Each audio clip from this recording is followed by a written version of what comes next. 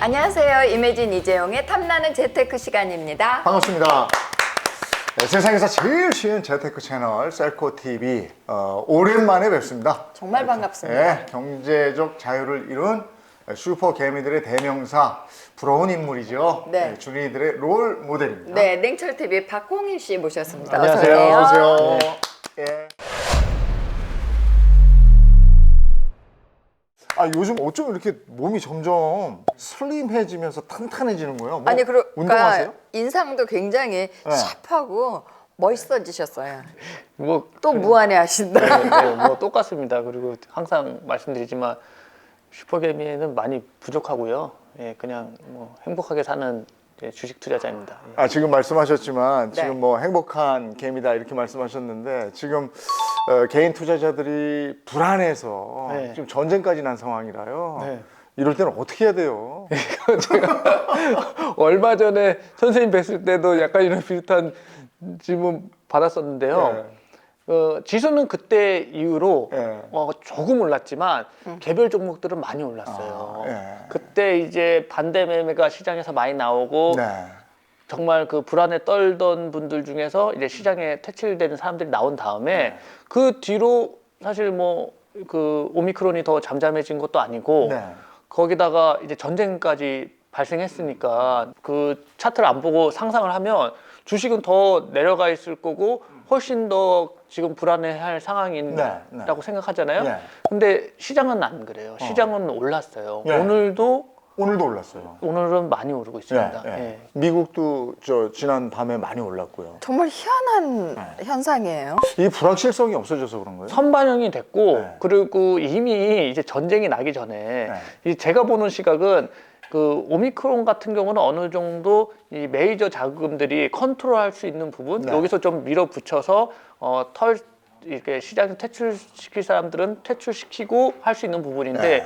전쟁은 제가 볼 때 돌발적인 부분들이 있어요. 그래서 그때 이후로 이제 사실은 팔 사람들은 다 팔았고 개별 기업의 이익은 나오는 상태여서 전쟁 그 이제 오미크론이 정점에 시장에 영향을 미친 다음에 오르다가 전쟁 이야기가 나오고 좀 조금 빠지다가 다시 올라갔어요. 예. 그러니까 미리 겁먹고 파신 분들은 또 너무 아까운 거예요. 그때 그래서 여기서 겁을 먹는다든지 화가 나서 이제 그냥 그 그러니까. 본능적으로 판단을 하면 이게 화낼 일이 아닌데 참 스스로 화가 나요. 네. 판단하면 흔들 일이 아니라고 제가 그때 말씀드렸던 네. 기억이 나는데 저도 작년 7월을 기점으로 계좌가 빠졌어요. 네. 근데 시장 빠진 것보다는 좀 잘 버텼다고 생각을 하고 그리고 이제 악재들이 여기서 이제 전쟁이 크게 번지는 거 말고는 제가 볼 때 리스크가 크게 있어 보이진 않거든요. 그 다음에 이제 다시 시장이 올라가면 네. 다시 전고점 금방 돌파할 수 있을 거라고 생각합니다. 제 자산의 전고점이요. 근데 이제 개별 종목을 요즘 이렇게 보면요. 네. 막 하루에 20몇 %씩 막 오르는 게 있고 막 이렇더라고요. 이게 요즘에 눈여겨볼 만한 섹터가 뭐가 있어요? 그동안도요, 작년 하반기에도 NFT라든지 뭐 이런 거 특정 기업들이 그렇게 막 상한가 가고 하는 것들이 나왔어요. 근데 네. 굉장히 뭐랄까요, 좀 성장주의적인 거, 그리고 약간 꿈과 희망이 있는 것들만 그렇게 올랐고요. 저희가 이제 선거도 있고 그동안에 좀 눌린 것들이 있어요. 그런 섹터들이 뭐 건자재 같은 것도 되게 유명하다고 생각해요. 원자재? 건자재. 건설 자재 같은 건설 자재들. 근데 최근에 막 오른 건 조선해양 에너지 이런 것들. 그건 이제 그 LNG가 원래 좋아요. 원래 이제 시스템 에너지 체계가 이거는 제가 이제 방송 처음 시작하고 3년 전부터 얘기했는데 에너지 체계가 그 LNG로 바뀔 수밖에 없어요. 그래서 그 LNG 선 관련한 그리고 그 환경 규제에 있어요. IMO 2020이라는 그 배도 이제 좀 친환경 배로 바뀌는 그거에 이제 조선 모멘텀에다가 최근에 전쟁이 있었잖아요. 그러면 이제 에너지를 이제 저희가 그 중동에서 실어 날라야 될 가능성이 굉장히 올라가거든요. 그러면 그 러시아는 유럽으로 육로가 있어요. 러시아랑 중국은. 근데 그쪽은 이제 배로 날라야 돼요. 그래서 그동안 이제 미국 쪽도 천연가스 꽤 많은 생산을 하거든요. 그래서 그 다 미리 다 계획이 돼 있어요. 그래서 그 조선을 얼마나 발주할지는 그 터미널의 규모를 보면 조선 발주량이 나오거든요. 그건 이제 꽤 예전부터 예정돼서 턴어라운드 해서 그 LNG 추진선 이런 것들에 대한 그 모멘텀이 있는 상태에다가 이번에 최근에는 그 전쟁으로 인한 좀 관심, 더 앞당겨졌군요. 네, 관심이 원래 사람들이 관심이 모이면 값을 좀 더 쳐주게 돼 있어요. 그래서 최근에 건설 저도 들고 있었는데 네. 저는 정리했습니다. 그 건설 자재주들이 급등을 했었어요. 예. 급등한 다음에 정리하셨다는 건 더는 안 갈 것 같은 더 거예요. 갈 것 같아요. 근데 왜 정리? 다른 거 사고 싶어서. 그리고 다른 걸로 씩 내면 그 조선해양하고 에너지 지금 많이 올랐잖아요. 그걸 추경 매수해도 괜찮을까요? 저는 그런 스타일은 안 하고요. 제가 이제 조선주를 제가 2020년 방송을 시작하고 저희 구독자분들이랑 같이 좀 수익을 꾸준히 냈었어요. 이번까지 하면 조선 쪽에서는 한 번도 실수 없이 꾸준하게 수익을 낸 것 같아요. 한 5번 정도 되는 것 같은데 또 와요. 네, 또 제가 한번더 원하는 보니까? 네, 제가 원하는 그런 또 구간이 와요. 네. 기회를 잡아야지 계속 가지고 있으면 안 돼. 그래서 그 사람을 알아야 된다니까요. 그래서 떨어졌다고 또 샀는데 이게 장기로 불황될 게 이제 10년을 기다려야 되는데. 그냥 어려워. 네. 그러니까 그 비즈니스를 이해를 하면 네. 여기는 안전 구간이다 하면 안전 구간에 들어갔다가 이제 어느 정도 이 정도면 됐다 하는 선에서 그건 제 전략이고 네. 이게 뭐 투자는 여러 가지 방법으로 돈을 벌 수가 있어요. 아니 그 전략이 맞죠. 냉철 전략인데. 저는 이게 안전하고 편하네요. 아니 근데 우리가 지금 한두 번 모신 것도 아니고 저 얘기들 뭐 똑같진 않지만 정말 가슴이 답답할 정도로 우리한테 얘기해 줬는데 아니, 근데- 정말 못 알아들어. 아니 근데 되게 어렵거든 이게요. 쉽지 근데 않아요. 그 얘기를 냉철히 얘기하면은 쉬워요. 아이고 이렇게 하시면 어, 되고요. 뭐 다 어디에 나와 있는 것 같이. 아니 근데 이제 그거 우리가 3월에 눈여겨볼 만한 이벤트들이 제법 여러 개가 네, 있었어요. 중요한 달이에요. 근데 이제 바로 목전에 있는 것이 3월 대선? 9일 대선이에요. 어느 분이 대통령이 될지는 모르지만 하여간 대통령이 되면 이제 그 흐름이 바뀌면 뭔가 또 이렇게 주가나 경제가 꿈틀꿈틀하잖아요. 어떻게 돼 있어요? 대선 후에 굉장한 변화가 와요. 대한민국은 엄청나요. 미국 시장은 안 그렇거든요. 네. 미국은 크게 뭐 대통령으로 인해서 시장이 변화하는 정도는 아닌데 대한민국은 어마어마해요. 네. 저희 지금 정부가 들어서거든요. 전통적인 기업들이 장기간 좀 하락했어요. 네. 힘을 못 받고 이익이 늘어도 주가는 빠지는 기현상을 많이 좀 긴 시간 나왔는데 그러면서 코스닥 기업들이 엄청난 시세를 냈어요. 코스닥에 특히 바이오. 왜냐면 이제 또 정부가 들어서서 코스닥 활성화, 성장주 중에서 특히 바이오가 엄청난 시세를 냈거든요. 네, 지금 정권 초기에는. 근데 그런 것들이 지금 굉장히 지금 힘을 못 쓰고 하락에 하락을 하고 있고요. 그런 것도 다시 한번 오죠. 다시 오겠죠. 왜냐하면 제가 가지고 있어요.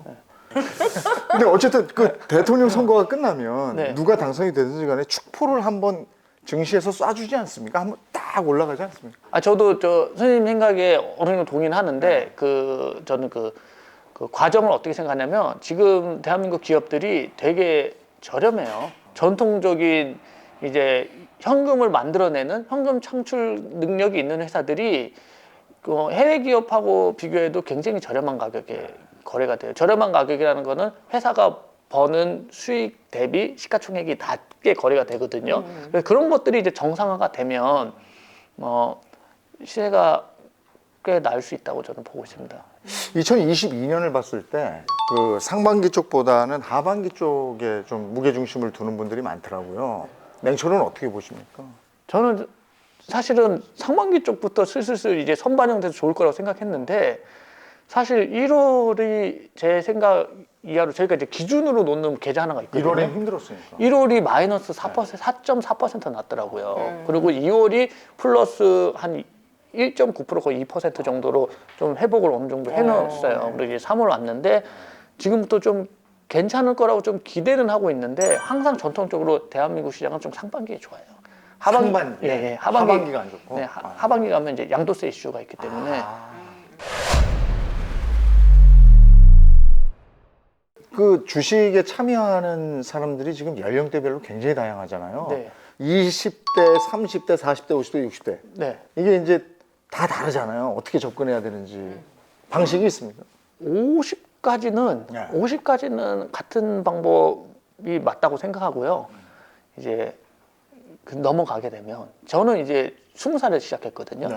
그리고 올해 이제 23년 차가 네. 됐는데 그때랑 지금이랑 투자 방법이 바뀌었는데 이제 그거는 이제 자산 사이즈에 따라서 뭐 좀 바뀐 거지 기본적인 철학은 뭐 바뀔 게 없다고 생각하고요. 나이가 이제 들면 들수록 노동으로 인한 현금 흐름인 줄 거를 예상을 해서 그리고 그 주식에 대한 시간 쏟는 거에 대한 것도 좀 더 줄이고 저는 이제 한 50 넘으면 은퇴하고 이제 세상을 좀 더 즐기는 데 더 포커싱을 둬야 된다고 저는 생각을 하거든요. 이게 제 생각인데 그래서 좀 더 안 쳐다보고도 굴러갈 만한 자산군으로 해놓을 것 같아요. 시스템으로 가는 거예요. 그런 종목으로 예를 들면 뭐 너무 쉬운 뭐 코카콜라 같은 거라든지 그런 자산군으로 바꿔놓고 그냥 거기서 그 기업들이 이 배당해주는 걸로 이제 뭐 생활을 하는 전략으로 할 것 같습니다. 기업이 돈을 벌어주고 나는 그 시스템에 의해서 차곡차곡 쌓이는 돈으로 생활하고 그런 식으로. 젊었을 때는 좀 성장률 비중이 좀 있다 하더라도 좀 나이가 들었을 때는 좀 성장률 비중을 좀 더 낮추고 네. 배당으로 기업의 그러니까 네. 비즈니스 안정성은 있으면서 또 주주 환원이 잘 되는 기업으로 좀 더 비중을 높일 것 같아요. 저는. 근데 박 선생님은 20대부터 해가지고 자타공인 선수니까 이렇게 하시는데 50대 때 하필이면 이제는 노동으로 내가 버는 돈이 요만큼 줄었으니까 주식으로 한번 해볼까 해서 주린이의 대열에 합류하신 분들이 있어요. 근데 사실은 50대 중반 이후부터는 지켜야 될 텐데 거의 투자를 시작했단 말이죠. 이런 분들은 어떻게 해야 됩니까? 그냥 저는 이제 투자도 지키는 거라고 생각하거든요. 이 투자도 지키는데 네.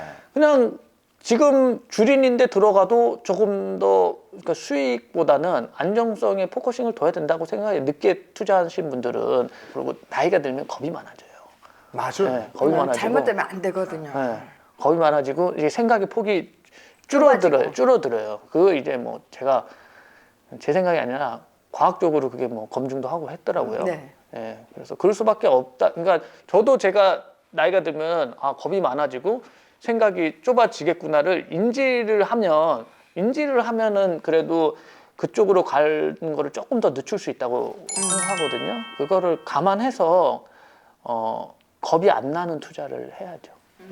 그러면 지금까지 주식 투자를 해보시니까 요것만큼 하면 안 되겠다. 나도 이제 처음 주식하는 시점으로 돌아간다면 요거는 내가 안 했을 것이다 하는 게 있으면 뭐가 있겠습니까? 저는 참 그래도 운이 좋아서 크게 막 했던 적은 없어요. 근데 제가 예전에 이제 2012년도 NC소프트 산 적이 있는데 네. 초반에 너무 배팅을 세게 때려가지고 좀 기다렸어요. 그래서 조금 더 많이 했어요. 그쵸 가진 자산에 좀 많은 부분을 넣었죠. 예, 해서 생각해보면 한 특정 종목의 비중을 많이 늘리는 거, 예, 그거 아니 근데 너무 그렇게 편향되게 투자하는 아니 근데 그것도 이렇게 얘기하기 어려운 게 그렇게 해서 또 많이 벌었거든요. 그러니까 크게 수익을 내잖아요. 예, 예, 그게 하나 그렇게 틀린 건데 레버리지를 또 저도 그렇게 많이 쓰지도 않았어요. 근데 남들한테 얘기하면 제가 주변 사람들 보면 다 레버리지에 죽더라고요. 대출, 그 주식 담보 대출, 좀 신용, 더 욕심을 내죠. 예, 신용으로. 그리고 이제 자기가 그 가치를 알아요. 제 주변에 이제 잘못되는 케이스를 보면은 이 회사가 너무 좋은 거예요. 좋다는 건 알아요. 근데 주가가 이제 떨어지는 거예요. 네. 그러니까 더 사고 싶은데 돈은 없는 거예요. 네. 그러니까 그걸 또 담보로 끌어다가 또 그걸 사는 거예요. 그거를 근데 자기가 생각한 것보다 상상도 못할 가격으로 가면서 휴지가 그러니까 통장이 깡통이 되는 휴지가 된 건 아니죠. 그 통장이 깡통이 되는 케이스들을 여러 번 보면서 과도한 레버리지는 쓰지 말라는 거를 이제 얘기해서 저는 쓴 적은 없어요. 저희 셀코TV 탐나는 재테크 커뮤니티에 매주 설문조사 이벤트를 해요. 네. 그래서 여기에 이제 설문 참여하고 댓글 네. 해주시면 추첨을 통해서 네. 냉철 박홍일씨 기념품을 기념품이 뭘까? 샴푸 아니에요? 기념품 뭐예요? 꾸준히 팔리지 않아요, 샴푸? 샴푸 꾸준히 팔리지 자, 않아요. 그걸 보내드리도록 하겠습니다. 월드컵으로 한번 가보죠. 네네네. 16강부터 해서 네. 1등까지 한번 가보죠. 네. 계속 누가 선택을 받는지 찾아보겠습니다. 자, 냉철한 주식백화점 이상형 월드컵 16강입니다. 네. 16강 멤버들 등장!